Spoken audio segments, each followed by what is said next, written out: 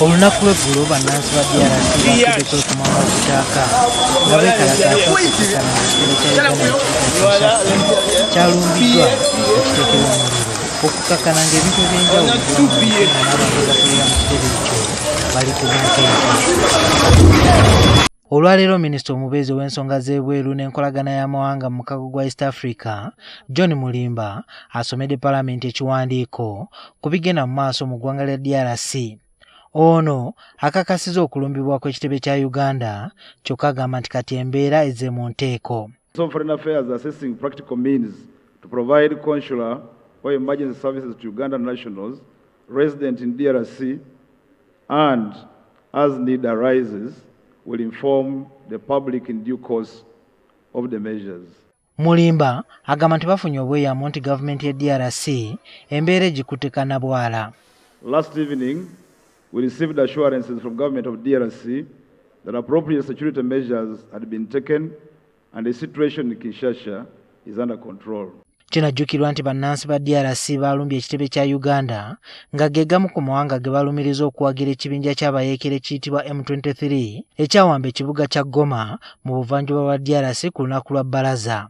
Kyokka bino Mulimba abyesambazze. I'd like to take this opportunity to categorically state and clarify that the Republic of Uganda dissociates itself from the activities of armed belligerent groups in the DRC.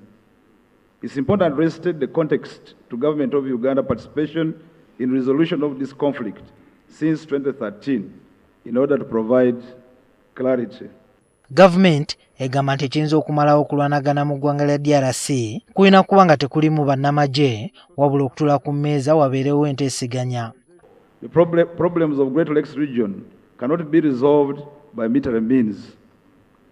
This approach has been tried before and unfortunately has its limits and unnecessarily prolongs the resolution of problems. Kitegerekese nga Uganda bwe talina akulira kitebe kyayo DRC mu kiseera kino nga kiddukanyizibwa mu myuka. It's important for us to know what's the ministry doing about this, because the link we have with DRC is an ambassador. Not even you, the minister. You might supervise these ambassadors, but they are our links.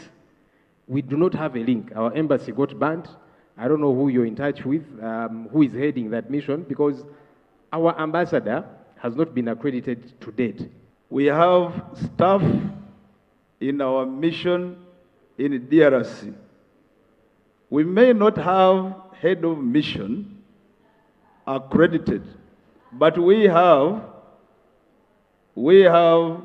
the deputy head of mission.